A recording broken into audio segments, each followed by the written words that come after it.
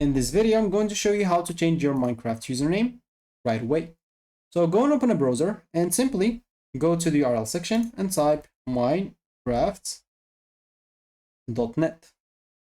and hit the enter button. Once you do so, you'll be taken here. So go to my account and make sure to click on sign in and just sign in with your Microsoft account or whatever it is. So just go and click on save and continue and stuff. And let me just wait for this example. Of course, you'll be able to click in here and you'll be able to change it right away, but you'll be able, of course, to change it after as well. So now, once I'm logged in, I can go and click on my profile or my accounts, then click on my profile in here, and I'll be taken into my profile if you're not in your profile yet. So once you click on your profile, you'll have to go and click on. So in here, once you click on your profile, normally you should find your Minecraft Java edition right there. You'll find two options: change skin and profile name. You can just simply click on profile name.